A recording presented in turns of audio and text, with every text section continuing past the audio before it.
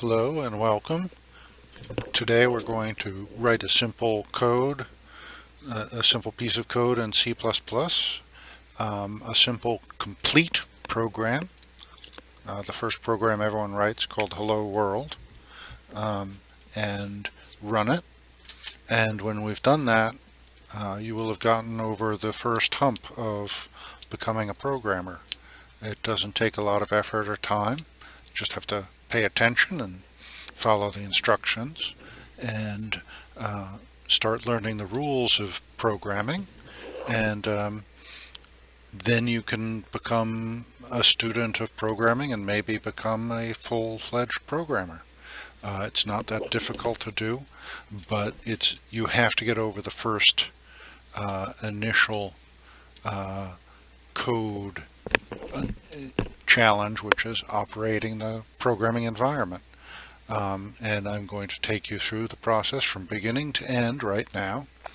The first thing you need to do, this is with the Android environment, you need to download an app called Mobile C.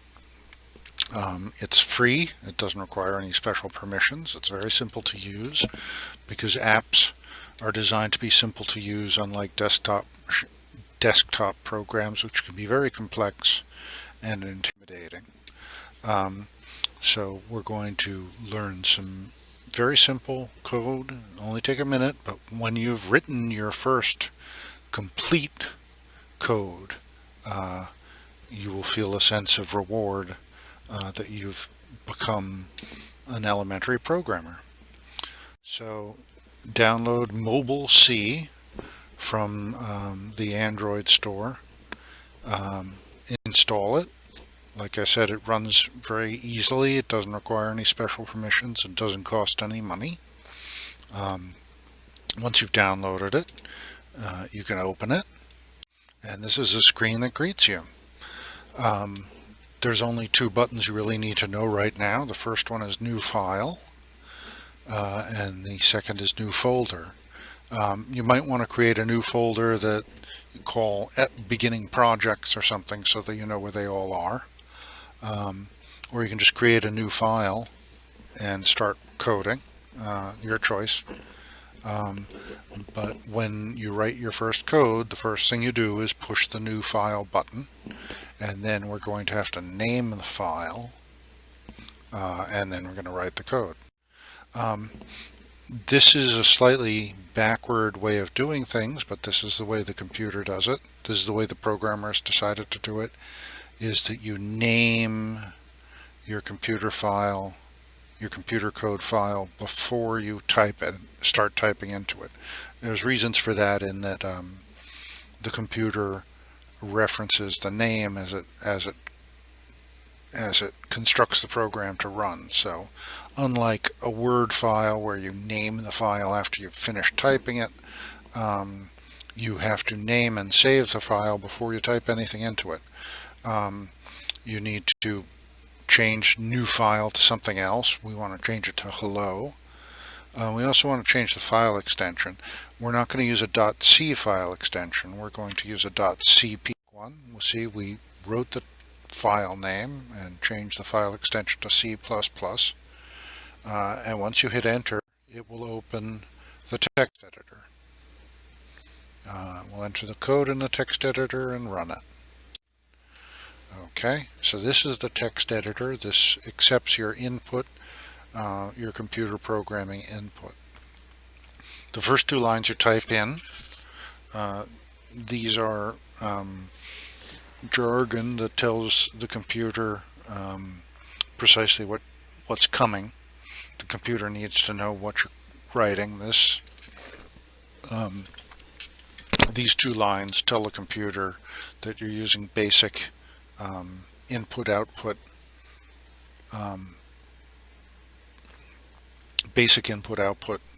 writing and printing out.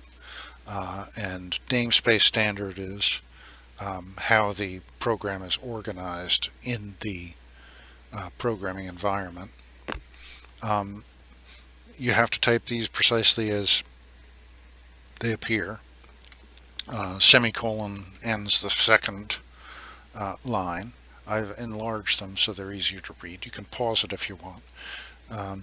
It's a little frustrating because these don't really make sense from a programming perspective, but this programming environment is a serious tool, and you have to tell it precisely what to do or it won't do anything. There'll be a little more jargon to type, and then we'll write the programming, and that'll be it. Basically, when you write a program, the instructions need to live in what's called a function, and every program has what's called a main function. Most programs have several functions, but this is just going to have a single function declaration, the main. Int is a flavor of function that uses a certain kind of variable. You just have to type this precisely as it appears.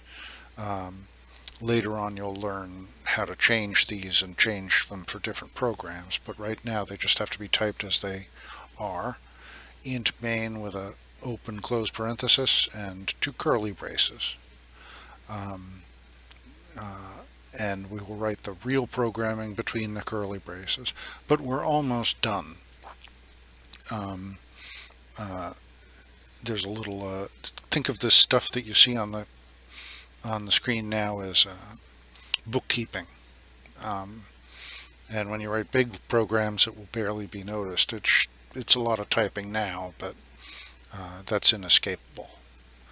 You can pause the slideshow if you need to double check that it's typed the way it appears here. Okay, we've done. Now all we have to do is type in the actual programming instructions. They appear here on this slide in red. The first line, cout hello world, with a couple of angle brackets and a semicolon at the end. Basically this tells the computer, display the words hello world in the console as output. Think of the arrows, the double brackets as little arrows that direct the text to the console output. The semicolon at the end tells the computer that that's a complete statement, a single discrete instruction. And the second line, return 0, not return O, return 0, semicolon. That tells the computer that the program is over, and we've reached an end. The computer needs to be told that the program is over so that it can reset and accept further instructions. It's pretty simple, but this is all the programming typing you need to do. This is what it looks like in total. I've added a couple of spaces before hello world. A lot of white space is ignored in C++. It's not paid attention to by the computer. You'll notice lines 6 and 7 are blank. That doesn't make any difference. Line 3 is blank. That doesn't make any difference. But the 3 blank spaces before hello will push the display of hello world over a few spaces. That's unavoidable. Basically we're just directing the computer to display hello world. And after we hit the run button, which is in the lower right hand corner, so we hit the run button to run the code, and that saves the program as well, which will lead to the upper right hand corner icon with a little diskette graying out. The program will not run without being saved first. But once we've typed the instructions in and we double check that they're correct, we hit the run button, and this is what happens. That's our output. Just a little line that says hello world, and it's over a couple of spaces because there was some white space within the quotes. And that's our program. You could hit the button to say run again, or you could use the back arrows to jump back, change the code, or start a new program. But the return 0 statements ended the program after it displayed the words. You might get an error message, in which case you would have to double check what it is. The error message may indicate, sometimes they're a little complex and jargony, but it might mention semicolons or brackets or quotes.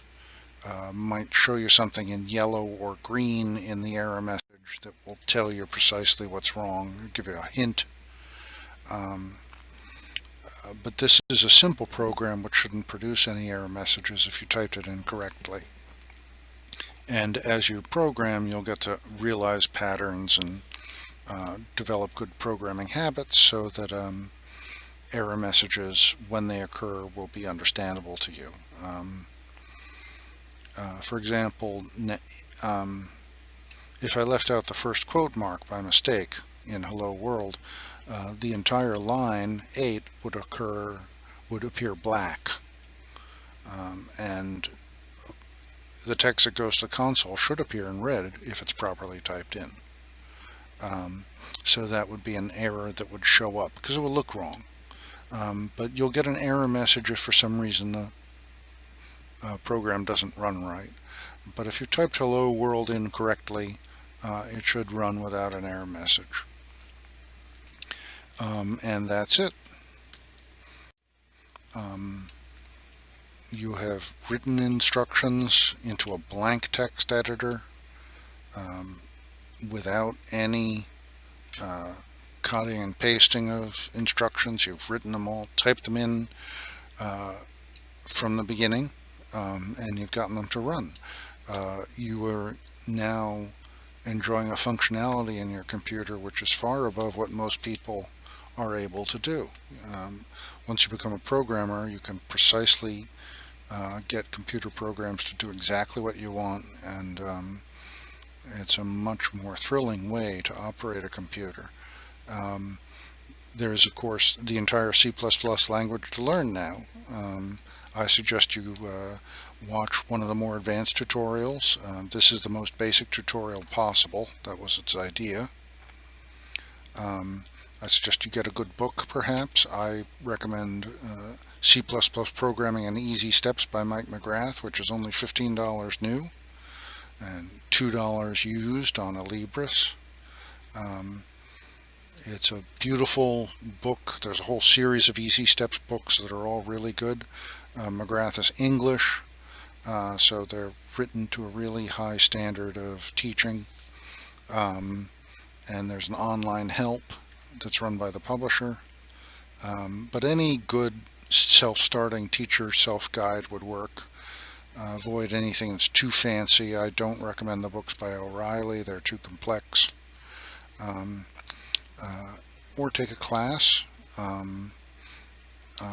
But you can learn a lot of this on your own, enough to operate the programming environment. You actually already have, because you have typed in something from the beginning and made it operate. And the program was free, and you're just doing it on your Android device. So congratulations. This is the beginning of a new and exciting programming adventure for you. Email me if you have any questions. A very good online repository of information is cplus.com. The pluses are spelled out. And that's a good encyclopedia of the language. I don't necessarily recommend that you try and search information on Stack Overflow or Quora, because those are for experts, and the information is very fragmented. It's impossible to get the precise answer to your question. But Google, if you have a question, and often cplus.com will bring you an answer pretty quickly. And good luck with it.